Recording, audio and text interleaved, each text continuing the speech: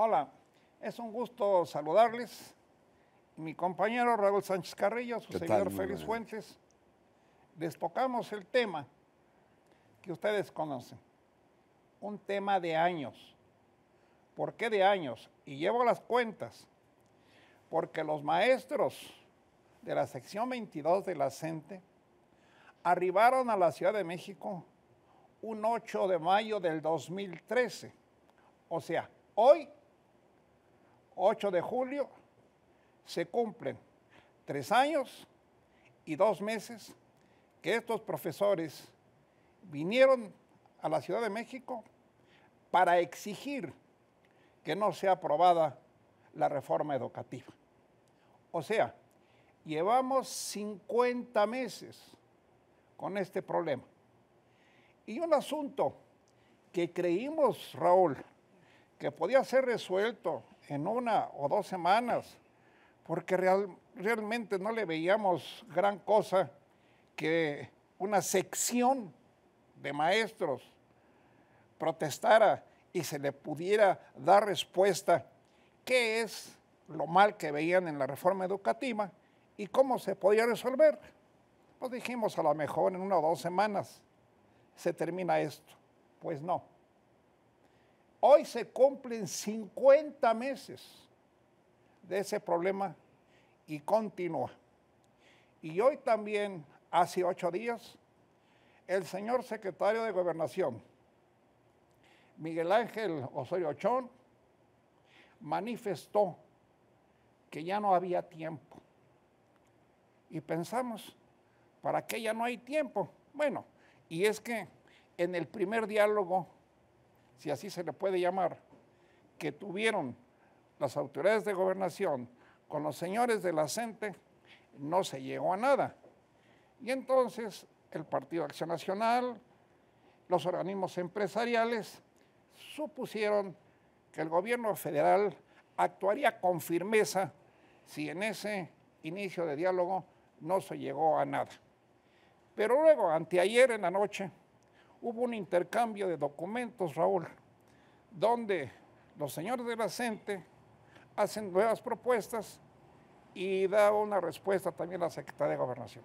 Bueno, ocurre que después de, como bien señalas, las 2 últimas mesas de negociación, en la última tampoco se llegó a nada, pero tampoco se dijo que habría un documento de cada lado para poder intercambiar, como se ocurrió en días anteriores, por la noche, y se supo que la Coordinadora Nacional de Trabajadores de la Educación, que además cuando escuchó que el tiempo se había acabado, textualmente dicho, por el titular de la Política Interior, Miguel Ángel Osorio, dijo que era una provocación del gobierno a la CENTE.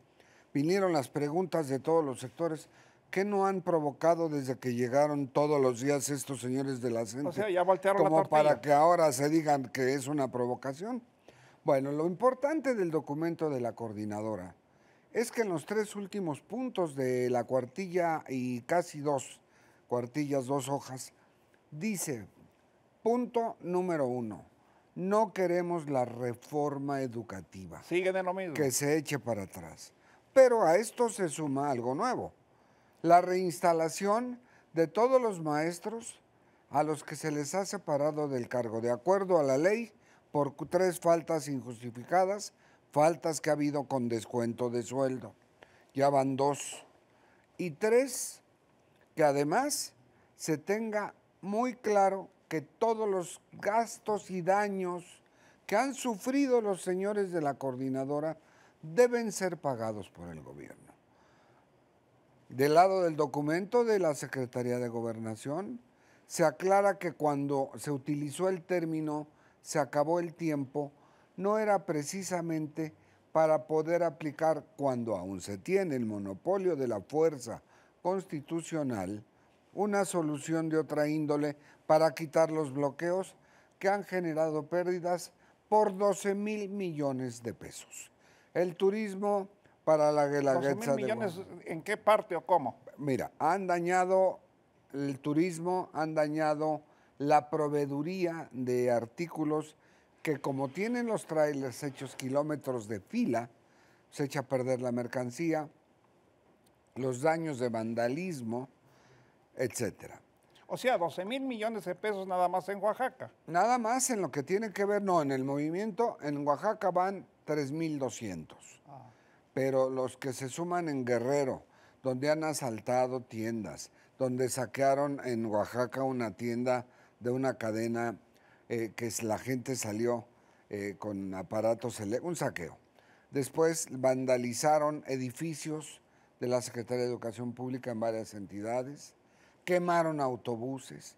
Eso pareciera que del lado de la gente no cuenta. No cuenta el daño al transeúnte o al conductor del tipo de vehículo que constitucionalmente tendría derecho a libre tránsito. Los capitalinos hemos perdido la tranquilidad de nuestra ciudad y la vialidad. Ya no podemos decir que vamos hoy o mañana a hacer una cita en alguna oficina o en algún restaurante de Paseo de la Reforma, de Bucareli, etcétera, porque no sabemos si va a estar bloqueada. Se nos han cerrado las calles, las avenidas. Ya no somos dueños de nuestra libertad de tránsito en la capital de la República. No, y tampoco lo son los que van a Oaxaca, los que van a Chiapas, bueno, los que cruzan a Guatemala. Independientemente de que en la autopista del Sol también hay daños. Los señores de la CENTE, lo hemos dicho, ignoramos de dónde obtuvieron dinero para tener una línea camionera propia, cuya terminal en la Ciudad de México está junto al Monumento a la Revolución. Cierto. Y la otra terminal está en la capital de Oaxaca. ¿De dónde salió ese dinero para comprar autobuses? ¿Y por qué lo menciono? Porque son los únicos que pueden circular libremente de la capital del país a la capital de Oaxaca. Sí. Todos los demás, transportistas, tráilers que llevan mercancías, pipas que transportan gasolina, vehículos que llevan alimentos perecederos, no pueden transitar. Efectivamente, pero haber dejado sin leche a los niños 15 días porque no podían pasar ni maíz, frijol, ni aceite a las tiendas de Diconsa, hace necesario un puente aéreo como si se tratara de una tragedia natural o de un estado de guerra.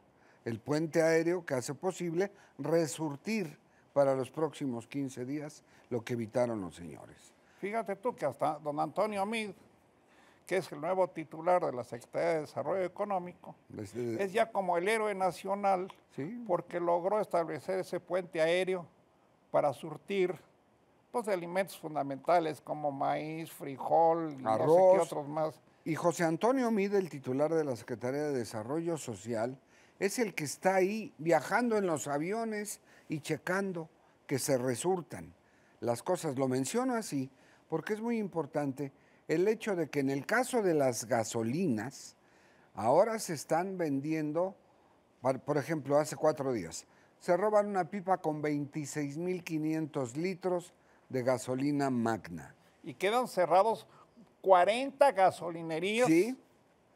Porque no tienen combustible que vender y otras porque no tienen a quién venderlo. Y 2, que este camión tiene ahora la gasolina un precio que le denominan el precio cento, de a 50 pesos el litro. Y la gente desesperada pues compra en bidones que están a una orilla de la carretera esa gasolina que a la vez fue robada. Pero en todo esto lo más grande es que la capacidad de asombro no acaba de renovarse. Porque los hoteleros, los comerciantes de Oaxaca, de Chiapas, de Guerrero, los escuchamos todos los días en transmisiones de radio y televisión. De hecho, y perdón que diga el término, ya lloran casi, porque no les llega turismo.